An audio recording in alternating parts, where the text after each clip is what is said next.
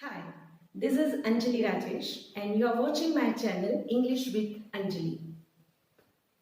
पछतावे से बेहतर है कोशिश करना और फेल हो जाना। इस मोटिवेशनल थॉट के साथ हम आज का टॉपिक स्टार्ट करते हैं।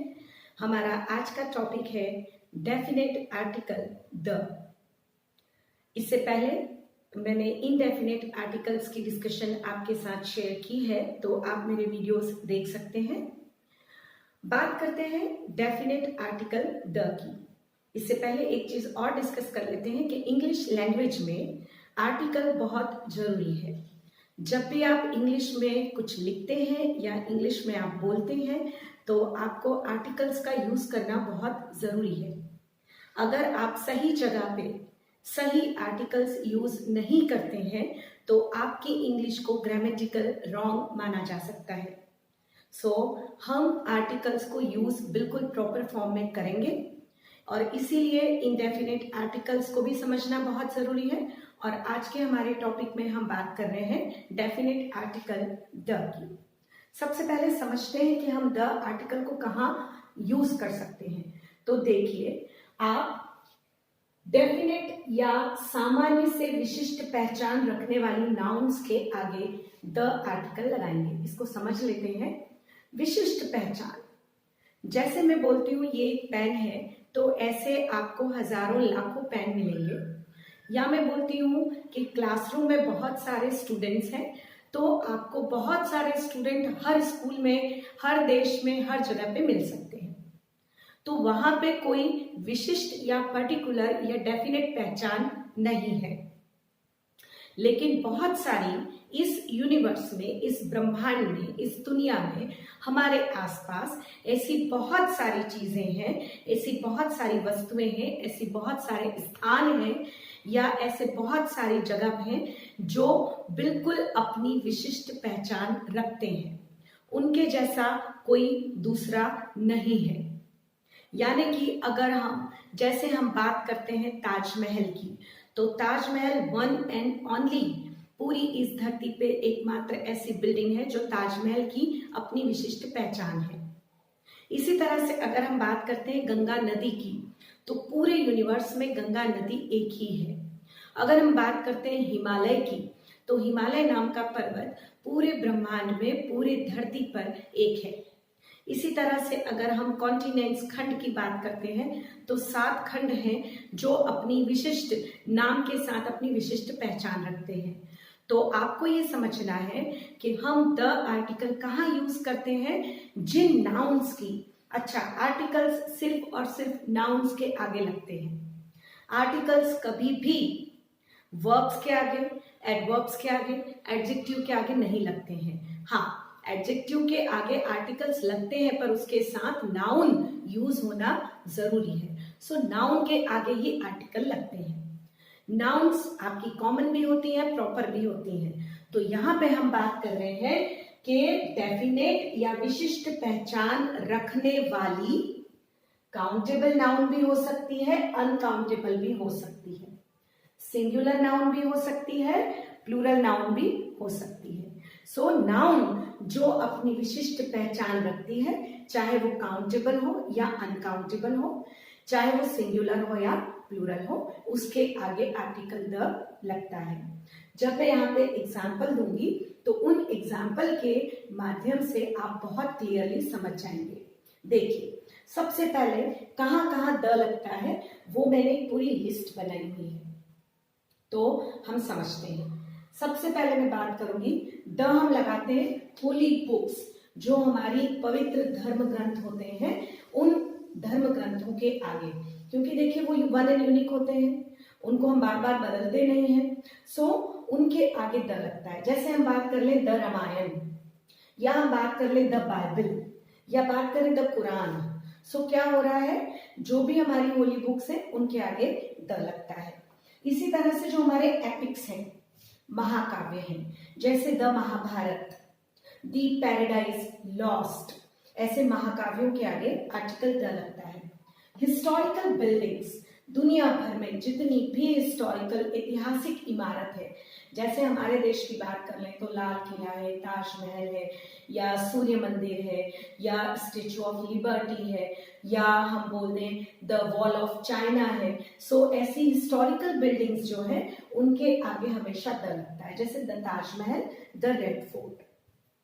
हिस्टोरिकल इवेंट्स, दुनिया भर में बहुत सारी ऐतिहासिक घटनाएं हो गई हैं, जैसे फ्रेंच रिवॉल्यूशन हो गया, फ्रेंच क्रांति हो गई, अमेरिकन रिवॉल्यूशन हो गया, या इंडस्ट्रियल रिवॉल्यूशन हो गया, औद्योगिक क्रांति।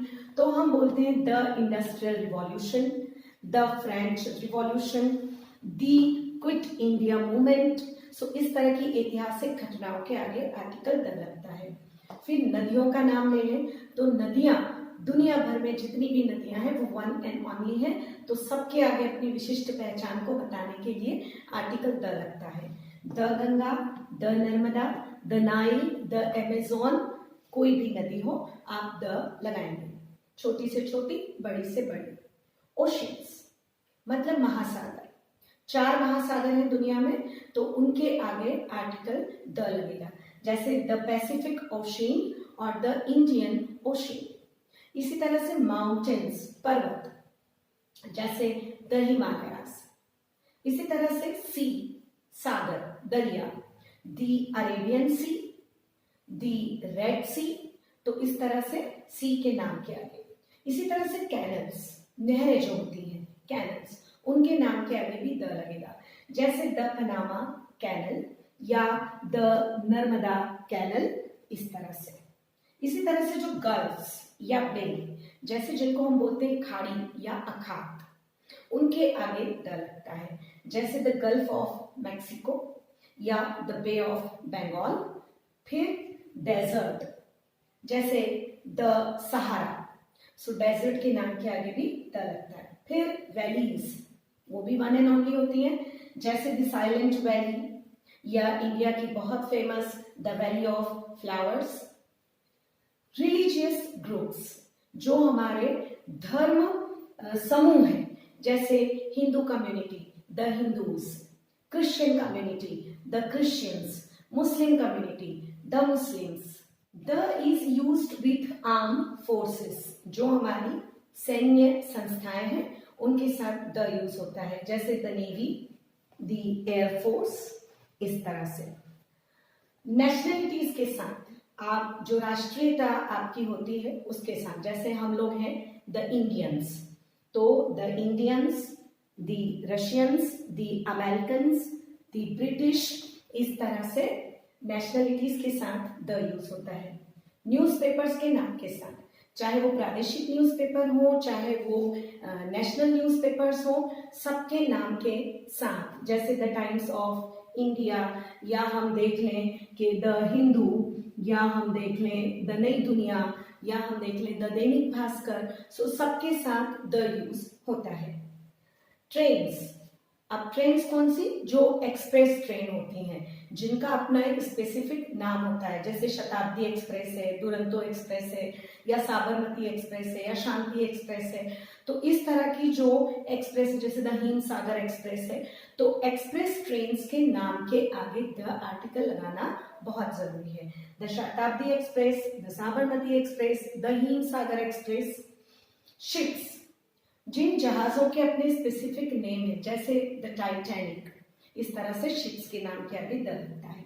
म्यूजिकल इंस्ट्रूमेंट्स, हम जितने भी म्यूजिकल इंस्ट्रूमेंट्स का यूज करते हैं उन सभी के आगे, जैसे the tabla, the sitar, the guitar, the flute, इस तरह से द लगता है। फिर द एयर कंपनीज, जैसे the air India, the jet Airways, इस तरह से जो भी एयर कंपनीज हैं उनके आगे द लगता है। बैंक्स, नेशनलाइज्ड बैंक हो, कोऑपरेटिव बैंक हो, कोई भी बैंक हो, सभी बैंक के आगे द लगता है, क्योंकि वन एंड ओनली होते हैं। उनकी ब्रांचेस हो सकती हैं लेकिन बैंक एक ही होता है। The state bank of India, the axis bank, या आप कोऑपरेटिव ऑर्गेनाइजेशंस में देख लीजिए द महिला गृह उद्योग, इस तरह से आपको द लगाना है। ब्रांचेस ऑफ गवर्नमेंट, जो सरकारी विभाग है, जैसे द जुडिशरी हो गया, न्यायपालिका, ओके, तो इस तरह से उनके आगे द लगता है। डेजिग्नेशंस ऑफ पर्सन, व्यक्तियों के अपने अलग अलग होते हैं, डेजिग्नेशन होता है। तो वो डेजिग्नेशन, जैसे कोई प्रेसिडेंट होते हैं तो द प्रेसिडेंट, कोई प्राइम मिनिस्टर है तो द प्राइम मिनिस्टर, अगर कोई चेयरमैन है तो द चेयरमैन, अगर कोई कंपनी के डायरेक्टर है तो द डायरेक्टर। इस तरह से उनके डेजिग्नेशन के आगे द लगता है। इसी तरह से स्टेट्स, हमारे जितने भी स्टेट हैं इंडिया के, वो स्टेट्स के नाम के आगे आपको द लगाना बहुत जरूरी है। जैसे the Madhya Pradesh, the Punjab, the Gujarat, the Maharashtra. इसी तरह से आपको द का यूज सीखते रहना।